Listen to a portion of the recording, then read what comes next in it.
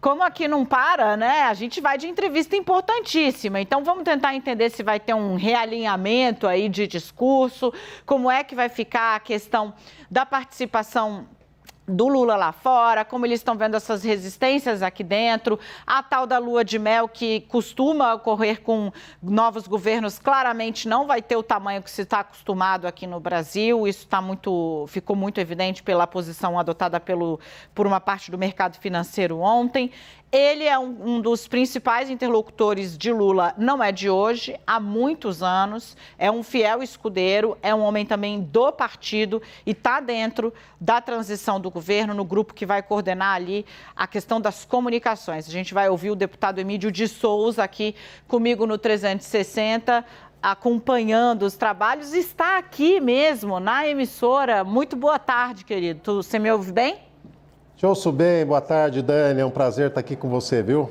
Imagina, o prazer é nosso. Não tem jeito, né, Emílio? O mercado ontem deu um recado muito claro de que vai cobrar de Lula mais do que a folha, o currículo dos governos anteriores, vai cobrar um discurso claro, vai cobrar um discurso alinhado e tem um certo clima de desforra também pelo resultado da eleição. Isso ficou bastante evidente depois do fechamento da Bolsa. Como é que se lida com isso, né? Um governo não precisa exatamente ter o mercado na mão para governar, mas governar contra o mercado financeiro é praticamente impossível. Eu acho que também não é necessário governar contra o mercado financeiro e nem o mercado financeiro ficar tão vamos dizer assim, tão agitado como está, né? Como esteve ontem, hoje mais calmo. Por quê? Porque, na verdade, Dani, nós estamos falando não de um presidente novo, que o país não conhece, você não sabe como vai se comportar. Nós estamos falando de alguém que governou 8 anos, num período em que o país deu um salto extraordinário, dentro das melhores práticas de responsabilidade fiscal, né? Nós estamos falando de um governo que conseguiu gastar dentro do que arrecada, de um governo que fez reservas cambiais da ordem de 370 bilhões de dólares e que é o que sustenta a estabilidade econômica brasileira até hoje, nesses últimos 20 anos. Então, o mercado ele é muito sensível, ele interpreta as questões, às vezes, como ele quer interpretar. Ou uma frase mal colocada, ou a falta de uma palavra. Ele se move, vamos dizer, por essas filigranas, vamos dizer. Mas eu acho que o clima é absolutamente tranquilo. O que importa? Importa que o presidente Lula foi a Brasília, se reuniu com chefes de todos os poderes, né? Teve com o Arthur Lira na Câmara, teve com o Rodrigo Pacheco no Senado, teve com os ministros do Supremo, teve no TSE, reuniu com parlamentares, sabe? Tudo no sentido de pacificar o país, de encontrar um jeito de governar o país respeitando as instituições e encontrando o caminho para o abismo social que nós vivemos. Então não há razão, sabe, para essa queixa. Quem cerca o Lula também, né? Muita gente fala, olha, o Lula está trazendo economistas da época do real. É verdade, né? E qual o problema disso? Ele está buscando um consenso para a melhor equação econômica do país. Nós temos um desafio primeiro, que é a questão orçamentária, mas temos outras na sequência e temos emergências para resolver. Isso é uma questão que o senhor toca que eu acho importante e que ainda não apareceu muito, mas eu tenho certeza que, pelo histórico, o senhor já meditou sobre ela e Lula sabe disso também, né? Tem esse fenômeno de ter uma preocupação muito grande da direita ou de setores da direita ou extrema-direita com o que será o governo Lula e esse escrutínio, uma lupa aumentada, né? Então, uma fala fora de lugar que poderia talvez ser resolvida com um telefonema ou com um gesto de vamos esperar para ver o que é, ela cria um fato político. Mas há também uma expectativa da esquerda, dessa esquerda mais arraigada, e que vê aí a volta de uma agenda depois de 4 anos que para esse grupo político foram muito difíceis sob Bolsonaro, né? E essa expectativa também vai ser, em alguma medida, frustrada. Por exemplo, quando você acena com o Pércio Arida, né, que é um liberal, essa busca pelo equilíbrio, ela vai desagradar também uma parte da esquerda que espera um governo talvez mais progressista, uma espécie de choque progressista, que olhando para o Brasil friamente, a gente sabe que não será possível. Isso, para mim, toda vez que eu penso sobre esse assunto, eu lembro de 2013, quando foram os estudantes, grupos de estudantes de esquerda, que deflagraram um movimento que acabou ceifando a possibilidade de Haddad, naquele momento, disputar a reeleição em qualquer patamar competitivo. Isso ocorre, isso passa. Quanto o PT vai ter de dizer à própria base que o Brasil de hoje é um Brasil realmente cindido, né? Onde talvez o governo choque progressista que uma ala espera não vai acontecer? Dani, você sabe que a esquerda brasileira, ela amadureceu muito. Amadureceu durante os governos, amadureceu com os processos dos nossos próprios equívocos e amadureceu no pós-governo Dilma, no pós-golpe de 2016. A verdade é que, quando eu falo que ela amadureceu, ela entendeu que o Brasil de hoje, nós temos que atrair o centro. E atrair o centro não é apenas uma coisa do ponto de vista eleitoral, sabe? Para atrair o que o centro tem de eleitores, tem de credibilidade, não. É para isso, mas é também para governar dessa forma, sabe? Claro, sem abrir mão das bandeiras tradicionais da esquerda, mas incorporando conceitos importantes. Se você bem examinar, os governos do presidente Lula já tinham sido isso. Governo que tratou com responsabilidade fiscal, governo que aumentou as exportações, aumentou a pauta de exportações, criou novas fronteiras de exportações no Oriente Médio, na China, sabe? A China se tornou o principal parceiro comercial. Então, já os governos tinham sido assim. E o presidente Lula, ele tem, vamos dizer assim, tem um programa de governo completo, mas ele tem quais são os eixos fundamentais que ele quer trazer para cá. Primeiro, a volta da normalidade democrática. Sabe, é um país onde ninguém tem a verdade absoluta, onde o governo fala, as pessoas podem questionar, mesmo de dentro da nossa aliança. Então, a volta à normalidade democrática. A segunda coisa é a diminuição da desigualdade social. Quer dizer, nós pioramos nesse quesito. Nós pioramos, nós temos um país hoje com algo em torno de 33 milhões de pessoas passando fome, nós temos um desemprego alto, nós temos uma desconfiança internacional com relação a nós, né? A ida do presidente agora à COP vai ser festejada porque o mundo queria ver o Brasil de volta ao cenário internacional num padrão de normalidade, num padrão de respeito ambiental. Então, essa questão da redução da desigualdade social, do combate à fome, da restauração de alguns direitos, são bandeiras que o Lula carrega. Agora, para isso, não precisa abrir mão da responsabilidade fiscal. E eu acho que o mercado, ele vai entender isso rapidamente. Acho que, vamos dizer assim, esse estresse atual, ele é muito comum em períodos de sucessão de governo. Pós-eleição. Quando você, mas principalmente, Dani, quando você sai de um partido, entra em outro partido, muda a lógica. Quando você tem continuidade, não tem muito esse problema. Mas em mudanças assim é muito comum saber o que vem. Mesmo o Lula, muita gente fala, mas será que ele vai voltar igual, com os mesmos conceitos? Ou vai voltar, sabe, com outros conceitos?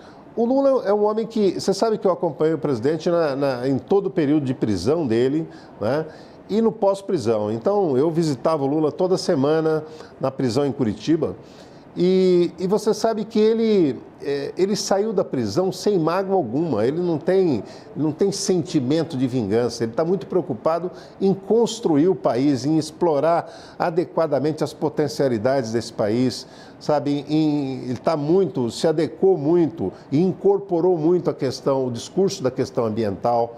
Quer dizer, a ida dele à COP é para dizer para o mundo que nós vamos estar dentro das melhores práticas internacionais do desenvolvimento sustentável, do Brasil explorar suas potencialidades. Então, o mundo ganhou um parceiro de muito peso com a eleição do Lula. Então, acho que a esquerda está muito ciente do que está acontecendo. Não será um governo do PT, será um governo que terá o PT na chefia, né? Mas terá também a colaboração decisiva As pessoas falam, o Lula está empoderando muito o Alckmin. E está mesmo, e ele disse isso o tempo todo, que o Alckmin é um vice-presidente que não será decorativo, que terá função, e está demonstrando isso. Né? Ao ele trazer pessoas que trabalharam com ele, ou trabalharam com o PSDB, ele dá uma demonstração cabal de que o Alckmin, sim, vai ter influência na definição dos rumos do governo. Deixa eu trazer o Yuri Pita para essa conversa aqui conosco. A gente está ouvindo o Emílio de Souza, ele é um homem forte do PT, para Lula, aliado de muitos anos, integrante da coordenação da transição. Yuri, com você. Obrigado, Dani. Boa tarde, deputado. Prazer falar com o senhor. Boa tarde, Yuri. Prazer é meu. Que bom e bem-vindo à nossa casa aqui. Deixa eu continuar nesse caminho que o senhor falou, de como o Lula saiu da prisão sem ressentimento, sem mágoas. Porque muita gente interpretou ainda uma parte do discurso, quando se refere à Lava Jato, ou mesmo em relação a essa reação do mercado, como se houvesse algum tipo de ressentimento. O que pode tirar de vez essa impressão de que ainda há ressentimento e que não há mais esse ressentimento, como o senhor tem dito? Porque só falar isso não está tirando essa impressão de uma parte do público. Ou não há o que se dizer. Tem gente que sempre vai encarar Lula da mesma forma, vai olhar mais os erros e não os acertos, vão olhar o que aconteceu na economia no fim do governo Dilma e esquecer os 8 anos do governo Lula na primeira década dos anos 2000. Olha, Yuri, eu acho que isso só vai se superar para valer quando o Lula assumir o governo, em 1º de janeiro, quando ele começar a governar e o Brasil perceber que ele voltou 20 anos depois, ou 20 não, né, ele terminou em 2010, 12 anos depois, ele voltou um homem muito mais experiente e com os mesmos compromissos, o compromisso de equilibrar o Brasil, de pacificar o país, mas de incorporar os pobres, sabe? De fazer com que as pessoas tenham uma vida melhor. Não é só os pobres, é a classe média também, sabe? Trabalhar, não é à toa o compromisso dele com a questão da correção da tabela do imposto de renda até R$5.000, né? Com a isenção até R$5.000. Então, eu imagino o seguinte, esse estresse ou essa confusão ou essa desconfiança de alguns setores, ela só se rompe, ela só se dissipa a partir de que ele assuma o poder, que ele assuma o governo, sabe, aí começar a tomar medidas, começar a governar, né? Provavelmente, quando ele anunciar quem estará no comando da economia, boa parte também dessas dúvidas vão se dissipar. Pois é, quando? Essa é a pergunta de 1 milhão, né? Ou de muitos milhões. A gente viu ontem, essa pode ser uma pergunta de 156 bilhões de reais. Ô Dani, mas assim, eu entendo, claro que todo mundo quer saber. Você pensa que eu também não quero saber quem é o ministro da Fazenda, do Planejamento, da Casa Civil? Mas a verdade é o seguinte, nós estamos hoje no 12º dia após as eleições. Sabe, o presidente teve dias de descanso, está fazendo muitas conversas, está ouvindo pessoas, ouvindo setores, ouvindo lideranças, ponderando. E ele vai, no momento que ele estiver convencido, ele vai indicar os ministros, principalmente da área econômica, com a maior segurança.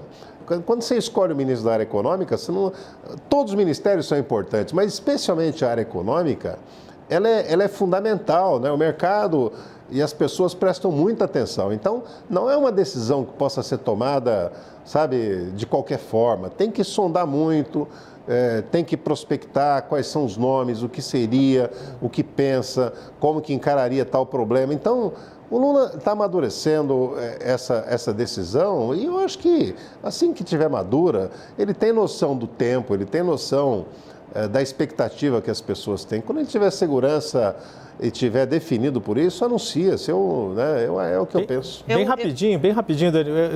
Essa segurança, as conversas que o Lula vai ter lá na COP27, a Dani mencionou algumas conversas de alto nível ali com lideranças. Essas conversas também vão entrar na conta na hora de escolher, por exemplo, o ministro da Fazenda?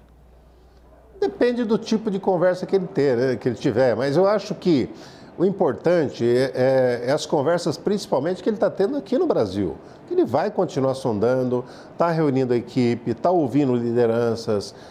Tem um estresse porque as pessoas estão vendo a montagem das equipes de programa de governo. Mas uma coisa aí eu vou aproveitar que você citou, porque eu preciso sair para o intervalo, mas eu não posso deixar de falar, e eu acho que é importante, né? Você falar, as pessoas estão vendo a montagem da coordenação da transição e estão fazendo, espelhando, digamos assim, sendo que houve um esforço do Lula para dizer, olha, integrante da coordenação da transição não vai necessariamente ser ministro, não vai estar no governo. O que o mercado fez ontem? Ouviu o nome do Manteiga e acelerou a desvalorização do real frente ao dólar, acelerou a queda na Bolsa. Por quê? Porque lembrou de Guido Mantega. Paulo Bernardo, uma figura que estava muito fora do eixo decisório do PT e volta, inclusive no grupo de trabalho que o senhor está. Então, assim, como é que faz para explicar, primeiro, né, o porquê dessas pessoas que estavam fora, bem fora, o caso de Bernardo, do eixo decisório do partido, inclusive, estarem de volta e que isso não vai ser um espelho do que virá a ser o governo. E aí eu prometo não interromper mais. Ô Dani, só uma correção, eu não faço parte do grupo de comunicação, eu faço parte do grupo de direitos humanos. Perdão, entendeu? sim, é porque o anúncio foi feito todo ontem, os 6 grupos, os 6 grupos, né? Mas eu queria dizer o seguinte, olha, ele sempre deixou claro, quem for para a transição não significa que vai automaticamente para o governo, e pode ser que não vá ninguém, e pode ser que tenha alguns que vão. Então, na área econômica, ele buscou opiniões ecléticas, a opinião de quem já esteve em parte do nosso governo dele, teve depois no governo da Dilma, depois também gente como o Pércio Arida e como André Lara Rezende. E tem outros que não estão nos grupos, mas que estão sendo consultados também. Ele tem conversado, né? Conversou recentemente com o Beluso, ele tem conversado. Então, baseado essas conversas, na verdade, o que se busca agora é se apropriar do máximo de informações possíveis do governo, da real situação, do tamanho do buraco que nós vamos encontrar, sabe? Resolver essa questão do orçamento, dentre várias opções que tem, qual a melhor, qual tipo de PEC que vai ser adotada.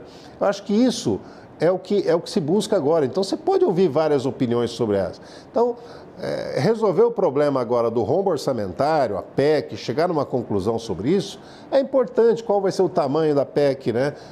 Sabe, o que vai estar dentro dela, né? Bolsa Família tal, não tal, como é que vai ser feito isso? Esse é o papel da transição. Escolha de governo, né, de ministério, é outra lógica, é a lógica de quem, sabe, ele vai ouvir, ele vai se pautar principalmente pelo que ele pretende, como é que ele pretende conduzir a economia. Você não vai mais estar tratando de emergência, de transição, você vai estar tratando de governo mesmo. Então, ele vai fazer a melhor escolha seguramente para a economia. Gente, Yuri, a gente não tem mais tempo, mas eu preciso agradecer. Joga ele aqui. Deputado, muito obrigada pela entrevista. Desejo ao senhor um bom trabalho. Vai ficar daqui ou vai para Brasília? Não, vou ficar daqui. Quando sair a Brasília, eu vou. Semana que vem devemos ir. E a hora que for preciso, a gente vai. Mas a maior parte do trabalho dá para fazer daqui mesmo. Perfeito. Esse é Emílio de Souza, gente. Obrigada, deputado. Até a próxima. Muito bom trabalho. Boa sorte para o senhor. Obrigado.